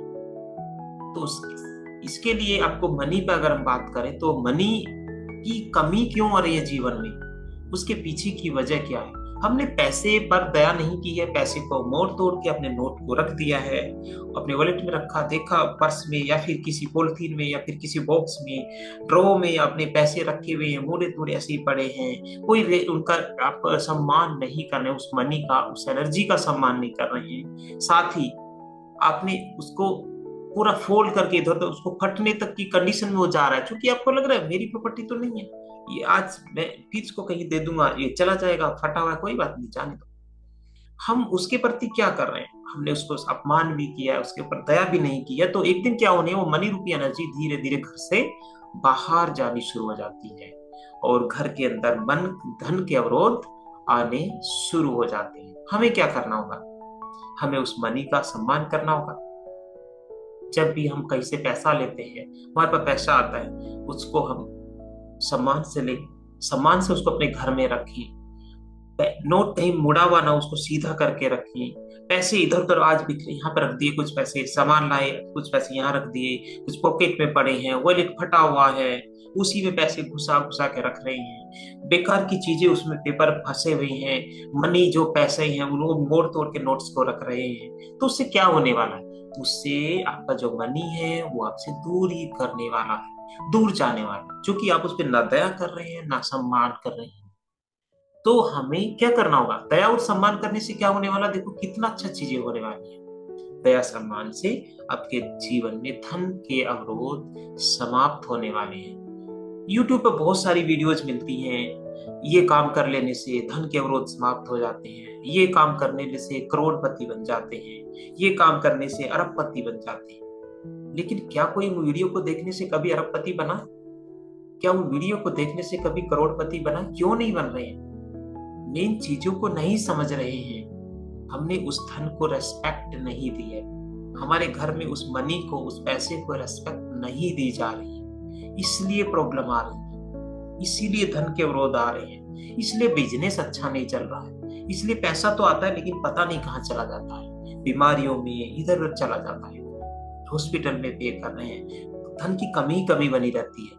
तो आज से आपको उस मनी के लिए सबसे पहले रेस्पेक्ट और उसके लिए करुणा के भाव अपनाने शुरू करो। उसके दूसरा, आपके घर के सामने कोई भी भिखारी आता है, उसके लिए भी आप दया और करुणा, केवल दो ही चीजों पर अगर हम काम करना शुरू कर दें तो जीवन परिवर्तित होना शुरू हो जाता है।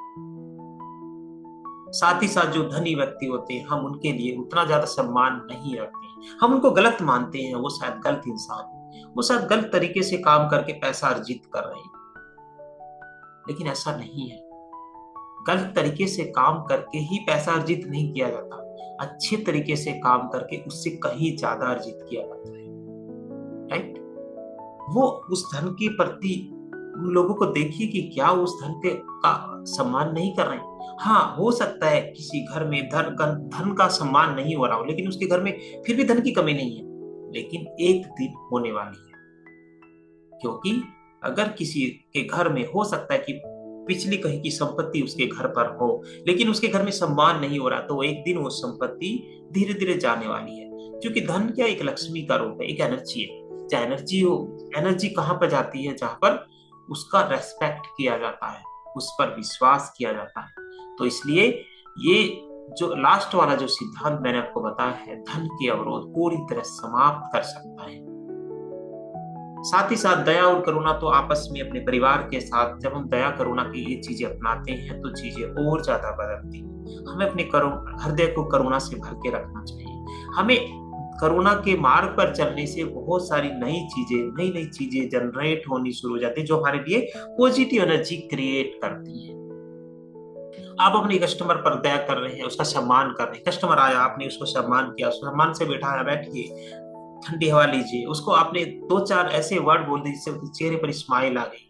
आपने स्माइल ला दी, मतलब उसके ऊपर करुणा कर दिया, आपने उसको सम्मान से बिठा लिया तो उसका सम्मान भी हो गया, तो उससे आपके कस्टमर बढ़ने वाले हैं। अरे यार, ये शॉपकीपर तो बहुत अच्छा है, यहाँ तो हमारी बहुत रेस्पेक्ट की जाती है, बिठाया जाता है। एक व्यक्ति जल भी दे रहा है, आपको पानी पीने के लिए पूछ रहा है, अरे कितना अच्छा है, यहीं से सामान लेना चाहिए, तो कस्टमर बढ़ने शुरू हो जाते हैं। तो चीजें जब हम ये पांचों सिद्धांत जब हम फॉलो कर रहे हैं, एक भी सिद्धांत ऐसा नहीं है कि जिससे निगेटिव चीजें जनरेट होनी है या हमारे जीवन में हमें घाटा ऐसा महसूस होना है। नहीं, आपको लाभ ही लाभ प्राप्त होने हैं। तो इन 5 सिद्धांत को अगर अपना लेते हैं तो जीवन परिवर्तित हो जाता है, और इसी को रेकी कहते हैं। देखो, ये चीजें तो हम नॉर्मली भी कर सकते हैं। मैं कह सकता हूं कि अगर आप रेकी भी नहीं सीख रहे हैं, लेकिन ये 5 सिद्धांत आपने फॉलो कर लिए, तो जीवन बदल जाता है। यही रेकी है। जब आपने 5 सिद्धांत फॉलो कर लिए तो आप रेकी सीख चुके हैं। रेकी को आपने अपने जीवन में अपना लिया, धारण कर लिया है। तो यहीं से रेकी की शुरुआत हो रही है। जब आप ये चीजें सीख लेंगे, अपने जीवन में अपना लेंगे, तो आप रेकी के मार्ग पर आगे बढ़ सकते हैं। और तरह तरह की नई नई चीजें, तरह तरह के चमत्कार आप देखना शुरू करने शुरू आपके जीवन में हो सकते हैं। तरह तरह की चीजें, जो चीजें पॉसिबल ही आपको नहीं लग रही है, वो भी पॉसिबल हो जाती है, क्योंकि आपने रेकी को अपने जीवन में धारण कर लिया है। चलो, इसमें हमने बहुत डीप में आज चीजें समझा है, और हम नेक्स्ट स्लाइड पर जाएंगे और चीजों को आगे समझने वाले हैं। 5 सिद्धांत की हमने बात की है। रेकी के इतिहास के बारे में शॉर्ट में जानेंगे। बाकी इसमें हमें बहुत ज्यादा इतिहास के बारे में जानने की जरूरत नहीं है। मेरे हिसाब से हमें वर्तमान में जो एनर्जी है, हमें इस एनर्जी पर जीवन में धारण अगर हम कर लेते हैं तो चीजें बदलनी शुरू हो जाती हैं। प्राचीन रेकी का इतिहास है, जैसे कि अभी रेकी जिसको हम मानते हैं, वो पहले रेकी नहीं थी, लेकिन पहले भी एक एनर्जी थी जिसको स्पर्श चिकित्सा के रूप में जाना जाता था। गौतम बुद्ध, ईसा मसीह इनके रूप में एक एग्जाम्पल के रूप में देखे जाते हैं, और उसके बाद साईं बाबा को इसी रूप में देखा जाता है। जो लोगों का वो उपचार करते थे, उपचार होता कैसे था? वो उपचार रेकी के द्वारा ही था, लेकिन इसको स्पर्श चिकित्सा के रूप में जाना जाता था। जिस स्पर्श चिकित्सा से वो तरह तरह के चमत्कार कर देते थे, जिनके एपिसोड अभी हम देखते हैं कि तरह तरह की चीजें घटित हो जाती थी, वो आप भी कर सकते हैं, हम भी कर सकते हैं। चीजें वही चमत्कार बन जाते हैं जो चमत्कार आप एपिसोड में देख रहे हैं कि पहले ऐसे हुआ करता था, इनके पास इतनी एनर्जी थी। अरे, वो एनर्जी तो आपके पास भी है, आप भूल चुके हैं, आप भूले हुए हैं उस एनर्जी को। वो एनर्जी आप ही के पास है। उस एनर्जी को केवल आपको याद करना है, और यही रेकी है। एनर्जी अलग से नहीं आती है, एनर्जी सिंबल से नहीं आ रही है। सिंबल तो एक प्रतीक है, एक केवल चिन्ह है उसका, राइट? एक स्विच है। सिंबल एनर्जी को एक्टिवेट करने का केवल स्विच है, एनर्जी तो हमारी है। जिस सिंबल पर हम अटकते हैं रेकी सीख कर, वो सिंबल, एनर्जी वाले सिंबल, उनमें कुछ नहीं होता है, कुछ भी नहीं होता है सिंबल के अंदर। वो एक स्विच है, एक पावर। हमने फैन चलाना है, इलेक्ट्रिसिटी है, हमने एक स्विच लगाया, उससे ऑन ऑफ हो रहा है। उसके अंदर एनर्जी नहीं है, स्विच के अंदर कोई एनर्जी नहीं है। उससे केवल फैन को हम चला पा रहे, फैन को बंद कर पा रहे। ऐसा भी तो हो सकता है, हमने स्विच हटाया, हमने दूसरा स्विच लगा दिया, तब भी काम करेगा। स्विच खराब भी हो जाता है, हमने चेंज कर दिया। हम अलग अलग स्विच भी लगा सकते हैं, एक ही फैन 2 स्विच से भी चल सकता है। ठीक वैसे ही सिंबल पर नहीं अटकना होता है। एक सिंबल बहुत सारी एनर्जियों से भरा हुआ होता है, तो हमें सिंबल पर अटकना, सिंबल को बनाना सीखना, सिंबल पर ही रट्टाफिकेशन करना जरूरी नहीं है, क्योंकि एनर्जी तो आपके अंदर है। ऐसा भी तो होता है ना, आज आपका स्विच खराब हो गया है, आपने डायरेक्ट तार को जोड़ दिया है, तो फैन तो फिर भी चलने वाला है, तो स्विच की जरूरत तो नहीं पड़ी, तो फैन तो चल रहा है। फिर सिंबल सिंबल पे क्यों अटकेंगे हम? सिंबल पे अटकने की जरूरत ही नहीं है। जब फैन बिना स्विच के चल सकता है, जिस स्विच से चल रहा था, आज हम उसको बिना स्विच के भी चलाकर देख सकते हैं, चलता है, राइट? वैसे ही काम कर रहा है, वैसे ही ठंडी हवा दे रहा है। तो रेकी भी वैसे ही काम करती है। एक सिंबल बनाने से एनर्जी को एक्टिवेट किया जाता है, लेकिन बिना सिंबल के भी एक्टिवेट किया जा सकता है, जब हम अपनी उन एनर्जी को याद कर लेते हैं। वो एनर्जी है कहाँ, उस एनर्जी को याद कर लेते हैं। जैसे हमने तार को जोड़ा, स्विच को हटा दिया, डायरेक्ट तार को जोड़ा है, फैन चल गया। ठीक वैसे ही जब हम अपनी ऊर्जाओं को पहचानना शुरू कर देते हैं, हमारे अंदर ये भी एनर्जी है, हम ये भी कर सकते हैं, हमारे अंदर ये भी एनर्जी है, तो जब आप उस एनर्जी को याद करते हैं, आपको सिंबल की जरूरत नहीं पड़ती और चीजें बदल जाती हैं। इसी को चमत्कार कहते हैं कि एक आदमी ऐसी शांति से बैठा है और सामने उसने कोई चमत्कार कर दिया है। या एक आदमी आंखें बंद करके बैठा है और सामने वाले व्यक्ति का उपचार कर रहा है, वो कोई हाथ नहीं हिला रहा है, कोई सिंबल नहीं बना रहा है, उसने उस व्यक्ति का चेहरा एक ही बार देखा है और आंखों को बंद कर लिया और चीजें, वो व्यक्ति यहाँ बैठा है और दूसरे व्यक्ति का उपचार हो रहा है। यही रेकी है। अब तरह तरह के सिंबल में अटकना, 10 सिंबल बनाने हैं, 20 बनाने हैं, 30 बनाने हैं, 1 घंटा उपचार करना है, 2 घंटा उपचार करना है ताकि अच्छा उपचार हो। उससे अच्छा उपचार नहीं होता है। राइट। तो चीजें जैसे हम एपिसोड में देखते हैं, पूरे अपने शास्त्र पढ़ते हैं कि भगवान बुद्ध ऐसे किया करते थे, ईसा मसीह ऐसे किया करते थे, साईं बाबा ऐसे किया करते थे, पवन पुत्र हनुमान ऐसे किया करते थे। कैसे होती थी चीजें? क्या वो शक्तियां हमारे अंदर नहीं है? सारी शक्तियां हैं। हमें शक्तियों को याद करना होगा। याद करना मतलब इन 5 सिद्धांत को आप धारण कर लीजिए, अपने ऊपर विश्वास कर लीजिए, वैसा ही होना शुरू हो जाता है। ठीक है। सिंबल को जरूर याद रखना चाहिए, सीखना भी चाहिए। ऐसा नहीं कि लेकिन सिंबल पे अटक जाना। सिंबल याद नहीं है तो क्या करना है? तार को डायरेक्ट जोड़ दीजिए, एनर्जी डायरेक्ट फ्लो कर दीजिए। सिंबल याद नहीं आ रहा है, सिंबल पर अटक रहे, सिंबल बनाना नहीं आ रहा है, तो डायरेक्ट तार जोड़ सकते हैं। इलेक्ट्रिसिटी जब सप्लाई जा सकती है तो एनर्जी, इलेक्ट्रिसिटी भी एक एनर्जी है, और जो रेकी है ये भी एक एनर्जी है। तो एनर्जी डायरेक्ट सप्लाई भी तो जा सकती है, स्विच का जरूरत नहीं पड़ता है। चलो और आगे बढ़ते हैं। इस पे हमने अच्छे से जान लिया है कि देखो, अब क्या कहें कि प्राकृतिक चिकित्सा जब स्पर्श चिकित्सा के रूप में थी ये रेकी, तो ये आगे क्यों नहीं बढ़ पाई? क्यों हमें रेकी के नाम से जानना शुरू करना पड़ा? क्यों विदेश से रेकी आई जब हमारे देश में पहले से थी? क्योंकि इस पर लोगों ने ज्यादा ध्यान नहीं दिया। गुरुओं ने रेकी को सीखा हुआ था, उस एनर्जी को सीखा हुआ था, उससे उपचार किया करते थे, अपने शिष्यों को भी सिखाया। लेकिन शिष्यों ने अपने जीवन को तो परिवर्तित नहीं किया। उन्होंने केवल, गुरुजी ने बोला कि हाथ ऐसे करने हैं, ऐसे ये मंत्र बोलना है, उपचार करना शुरू हो जाएगा, लेकिन वो मंत्र काम नहीं कर रहा है। ठीक वैसे ही जब भी आज सिंबल काम नहीं कर रहे हैं, हम कहते हैं सिंबल मैंने सारे बनाए, काम नहीं कर रहे हैं, आपने उसको एनर्जी को धारण नहीं किया है। वैसे ही वो जो शिष्य थे और गुरुओं के शिष्य थे, वो धीरे धीरे उनकी एनर्जी काम करना बंद कर गई।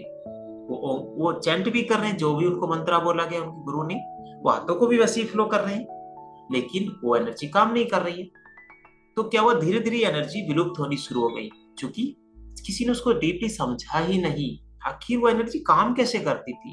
अरे उन गुरुओं ने तपस्या ही की है, उन्होंने तपस्या करके अपने जीवन में पॉजिटिव एनर्जी गेट की है। उन्हीं पॉजिटिव एनर्जी से एक मंत्रा रूपी स्विच से वो दूसरे व्यक्ति से कनेक्ट हो रहे हैं और उसको ऊर्जा दे रहे हैं। राइट। तो वो मंत्रा जो बोलकर उपचार किया करते थे वो भी एक स्विच था। वो उस मंत्रा के अंदर भी एनर्जी नहीं थी, वो एक स्विच था। उस स्विच से ही वो अपनी एनर्जी को एक्टिवेट करते थे। राइट। क्योंकि वो एनर्जी उनके अंदर भरी हुई थी। लेकिन जो शिष्य बने, शिष्यों के अंदर एनर्जी तो थी ही नहीं। एनर्जी है थी, बट उन्होंने उसको भूल गए, एनर्जी को उन्होंने याद ही नहीं किया। उन्होंने सोचा स्विच से ही काम होता है, मतलब मंत्रा से ही काम होता है, तो मंत्रा काम नहीं किया। इसलिए धीरे धीरे प्राचीन जो रेकी, जो स्पर्श चिकित्सा विलुप्त हो गई। और आज जिस एनर्जी को हम जान रहे हैं, वो एनर्जी रेकी कहां से आई, उसके बारे में जानते हैं। रेकी जैसे कि नॉर्मली सभी जानते हैं कि प्राकृतिक चिकित्सा से रिलेटेड है, और जापान में इसकी शुरुआत हुई। जब जापान में शुरुआत कैसे हुई, इस पे हम बात करेंगे। डॉक्टर मिकाओशी एक शिक्षक हुआ करते थे, एक आध्यात्मिक शिक्षक थे, जो अपने जो स्टूडेंट थे उनको पढ़ा रहे थे।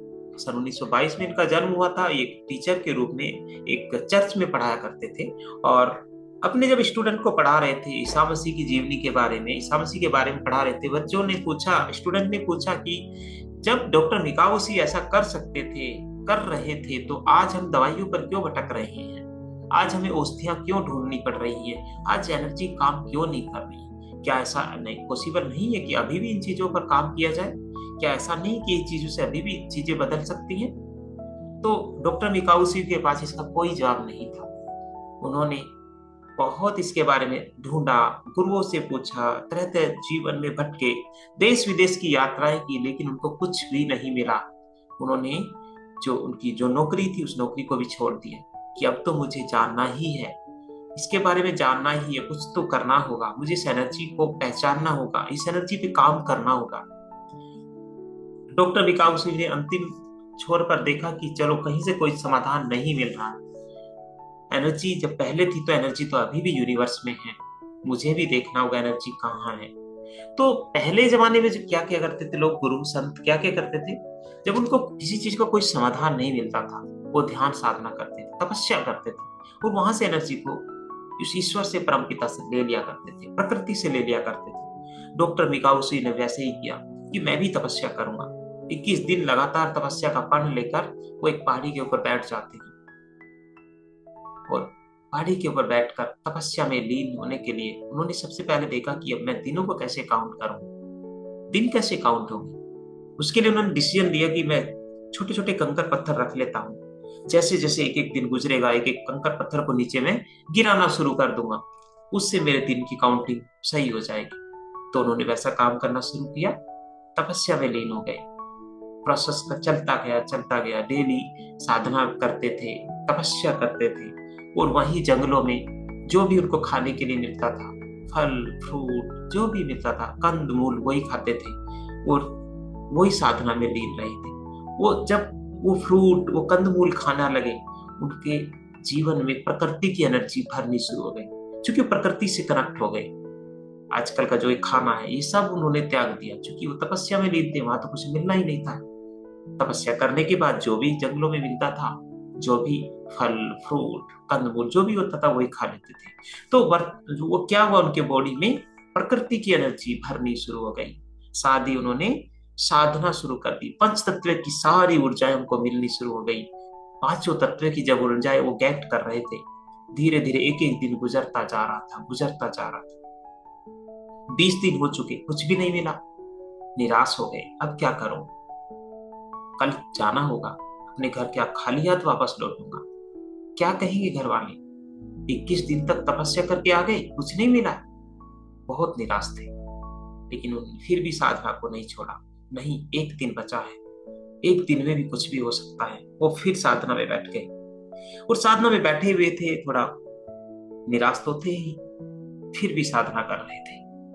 अचानक से एक जोरदार ब्लास्ट होता है, एक तेज लाइट वो देख रहे हैं, तेज लाइट आती है और उनके थर्ड आई में जाकर समा जाती है।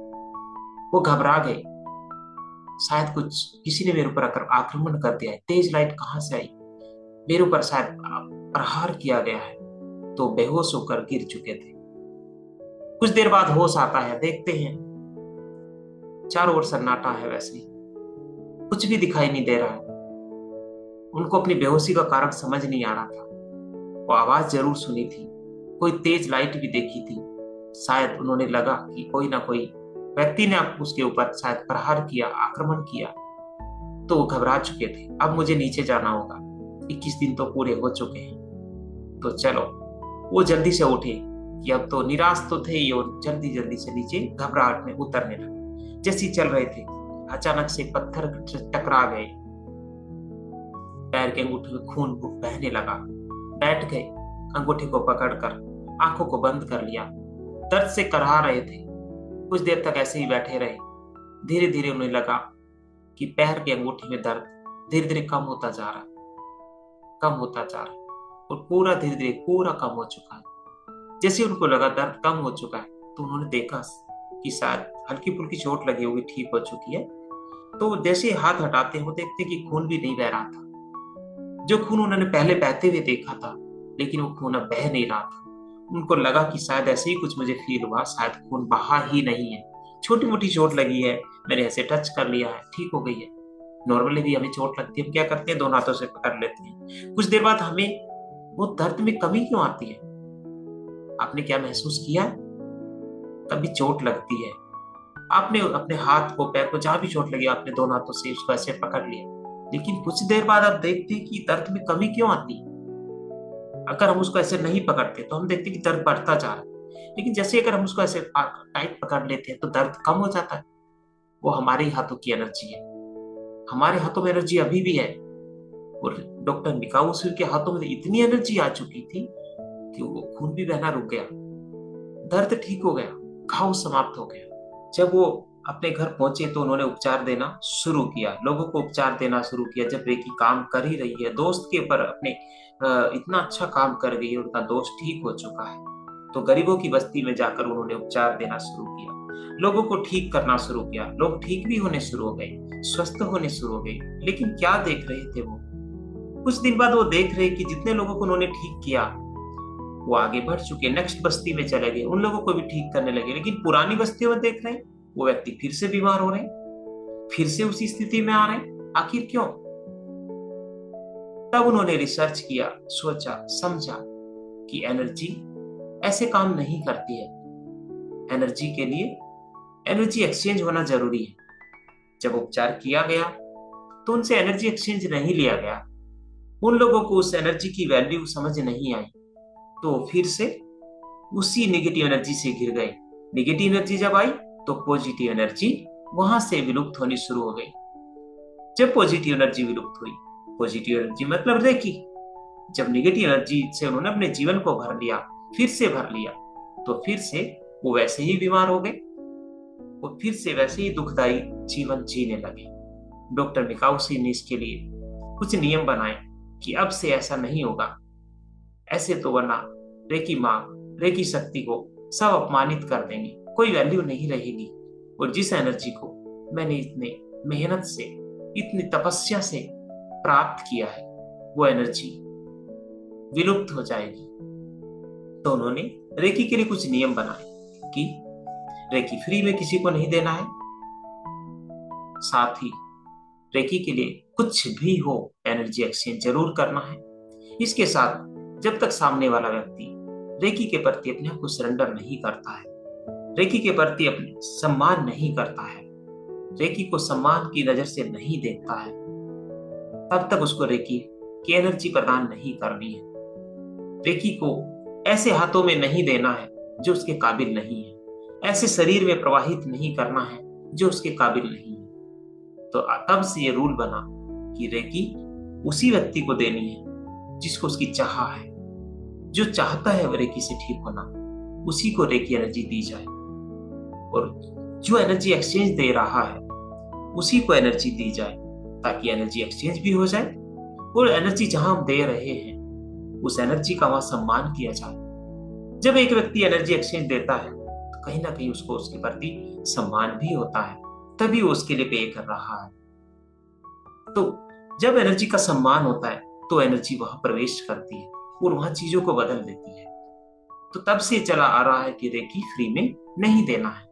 साथ ही जब तक दूसरा व्यक्ति सम्मान से उसको धारण करने के लिए आपके पास नहीं आता है, आपसे बोलता नहीं है मुझे रेकी दीजिए, जब तक सम्मान से और रेकी के नाम को रटता नहीं है, बोलता नहीं है, रेकी का सम्मान नहीं करता, तब तक रेकी उसके पास नहीं जाती है। क्योंकि एनर्जी है, एनर्जी तो वहीं जाएगी जहां सम्मान है, जहां खुशियां हैं, जहां उसके प्रति आत्मसमर्पण है। वो एनर्जी वहीं जाकर वो तरह तरह के उपचार कर जाती है। तब से रूल बन गया और रेकी को एनर्जी एक्सचेंज लेकर ही दिया जाने लगा। अब रेकी आपको हम फ्री में सिखा रहे हैं, तो इसका एनर्जी एक्सचेंज आपको बनता है कि आपको रेकी को दूसरे को बताना चाहिए कि रेकी भी कुछ होता है, रेकी का प्रचार करना चाहिए। रेकी के लिए हमारे ग्रुप से रेकी को जोड़ना, लोगों को जोड़ना चाहिए। यही आपका एनर्जी एक्सचेंज होता है। आपको कम से कम 3 लोगों को रेकी के बारे में बताना चाहिए, यही आपके लिए एनर्जी एक्सचेंज है।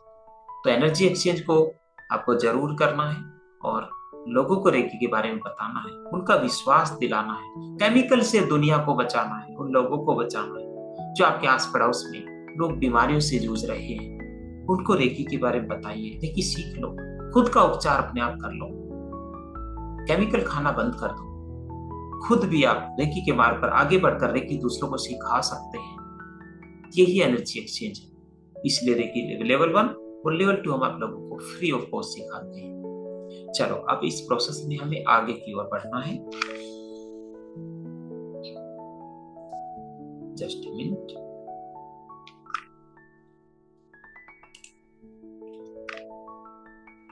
रेकी के लेवल, रेकी के लेवल जैसे अभी 1 to 1 लेवल सीख रहे हैं, 1 and 2 बिल्कुल फ्री ऑफ कॉस्ट सीख रहे हैं। 3rd master and grand master 3 level और आगे होते हैं, और जैसे हम अलग से एक और लेवल सिखाते हैं जो एडवांस रेकी के नाम से है, जिसके रिजल्ट आप देखते हैं कि रिजल्ट, लाइव रिजल्ट, व्यक्ति 5 मिनट में ठीक हो जाता है, 2 मिनट में उसका दर्द ठीक हो जाता है। उसके पीछे वजह है एडवांस रेकी। मतलब रेकी को आपके जीवन में धारण कर देना, आपके जीवन में आपको धारण करना। जब आप अपने जीवन में रेकी को धारण कर लेंगे, सिंबल को भूल जाएंगे, सिंबल को बिना बनाए ही उपचार कर पाएंगे। चलो इसमें आगे बढ़ते हैं। ये रेकी के लेवल क्यों बनाए गए हैं? देखो, रेकी तो अभी आप 1-2 लेवल सीख कर ही रेकी तो सीख चुके हैं, आप महसूस भी कर पाएंगे, आप रेकी से उपचार भी दे पाएंगे। तो ये 1-2-3 लेवल का क्या मतलब रहा? देखो, जीवन में किसी चीज को जब हमें धारण करना है तो बहुत सारी चीजों को बदलना होता है, और बहुत सारी चीजों को बदलने के लिए एकदम से नहीं पॉसिबल है, तो आपको स्टेप बाय स्टेप चलना होगा। आज आप व्यवहार में परिवर्तन करें, फिर आप अपने आहार में भी परिवर्तन करें। धीरे धीरे जीवन में परिवर्तन होता शुरू होता है। धीरे धीरे ये स्टेप भी ऐसे ही बनाए गए। एनर्जी के लेवल, एनर्जी आप पहले कुछ कम लेवल पर आप ग्रहण करें, फिर और थोड़े अच्छे लेवल पर, फिर अपने जीवन में परिवर्तन करें, वो एनर्जी का लेवल बढ़ाना शुरू करें। वो एनर्जी बढ़ती जाती है, बढ़ती जाती है, और जब आप ग्रैंड मास्टर या एडवांस लेवल पर पहुंचते हैं तो आपकी जो एनर्जी है वो टॉप लेवल पर होती है। वो कब होती है? जब आप उसको अपने जीवन में धारण कर लेते हैं, तब वो आपके टॉप लेवल पर होती है और आप उससे चमत्कार करना शुरू कर देते हैं। चलो इसमें आगे बढ़ेंगे और आगे और कुछ चीजों को समझने वाले। जैसे आज हमने रेकी लेवल 1 और लेवल 2 के बारे में जाना। लेवल 1 लेवल 2 को सीखने के बाद आपको इसकी साधना करनी होती है, मतलब रेकी को धारण करना है। रेकी को धारण करने के लिए क्या करना होगा? खुद को सरेंडर करना है, उस रेकी शक्ति के लिए कुछ समय निकालना है। जैसे डॉक्टर मिकाओ उसुई ने साधना की, पहाड़ों पर जाकर तपस्या की, 21 दिन तपस्या की, कितनी बड़ी एनर्जी उनको मिल गई। और 21 दिन तपस्या के लिए आपको पहाड़ों पर नहीं जाना, आप अपने घर के अंदर ही बैठकर वो 21 दिन की तपस्या कर सकते हैं। आप भी उस एनर्जी को प्राप्त कर सकते हैं। और जब वो एनर्जी आप लोगों को प्राप्त हो जाए, रमन भाई, अब चीजों को बदलना ही होगा। उसके लिए क्या करना है? जैसा अभी मैंने आपको स्क्रीन शेयर किया था कि कुछ हमें चीजें करनी है। साधना, ध्यान, 24 पार्ट हीलिंग होता है। 24 पार्ट का जैसे मैंने आपको स्क्रीन में दिखाया था, बट उस पर आपको बहुत ज्यादा ध्यान नहीं देना है। आपको एक ऑडियो भेजी जाती है ग्रुप में। ऑडियो अभी 2 दिन बाद, जैसी शक्ति बात होगा उसके बाद आपको ग्रुप में एक ऑडियो भेजी जाती है। उस ऑडियो से आपको आपका साधना ध्यान करना होता है, आपकी सेल्फ हीलिंग करनी होती है। उसी में आपके 24 पार्ट्स कवर हो जाते हैं और आपको 21 डेज तक इस प्रोसेस को लगातार करने की कोशिश करनी है। अगर कोई एक दिन मिस हो जाता है तो आपको कोई बात नहीं, एक दिन और आगे बढ़ा देना है और चीजों को और ज्यादा डीप में जाकर आपको करना है। आप जब रेकी लेवल 1 लेवल 2 कर लेंगे, आप उसका साधना ध्यान भी कर लेंगे, अपनी सेल्फ हीलिंग कर लेंगे, तो रियल में चीजें बदलनी शुरू हो जाती है। चीजें तो पहले दिन से ही बदलनी है। जैसे आपको मंडे को शक्तिपात होने वाला है, आपके बॉडी में जो कुछ एनर्जी फ्लो करने वाले हैं, आप उसी दिन से अपने शरीर में एनर्जी का प्रवाह देखते हैं। आपके जीवन में तरह तरह की चीजें बदलनी शुरू हो जाती है। उसके बाद आपको उस एनर्जी को बढ़ाना होता है। जब वो एनर्जी बढ़नी शुरू हो जाती है तो आप तरह तरह के चमत्कार करना शुरू कर देती है। तो ऐसा नहीं है कि आपको जब रेकी ग्रैंड मास्टर ही बन जाए तभी उपचार कर पाएंगे, ऐसा बिल्कुल नहीं है। आप रेकी 1-2 सीख कर भी उपचार बहुत अच्छा कर सकते हैं, लेकिन उस लेवल में और आगे बढ़ने के लिए, और ज्यादा जीवन में परिवर्तन करने के लिए, आपको चीजों को और अच्छा से जानने के लिए आगे के लेवल करने होते हैं, ताकि जहां पर आप अटक रहे हैं, जिन चीजों में अटक रहे हैं, उन चीजों में और ज्यादा परिवर्तन कैसे किया जाए, जीवन में कैसे बदलाव किए जाए, उन चीजों को आगे के लेवल में पढ़ाया जाता है। आज के लिए इतना ही। आप सभी का बहुत बहुत धन्यवाद। नेक्स्ट क्लास में हम सीखने वाले हैं लेवल 2 के बारे में। तब तक के लिए मैं अंकित सिंह आप सभी से विदा लेता हूँ। धन्यवाद। अगर आपको हमारे चैनल अच्छा लगा है, आप आगे भी रेकी के इस ज्ञान को अर्जित करना चाहते हैं, तो चैनल को सब्सक्राइब करें और नेक्स्ट क्लास ज्वाइन करें। धन्यवाद।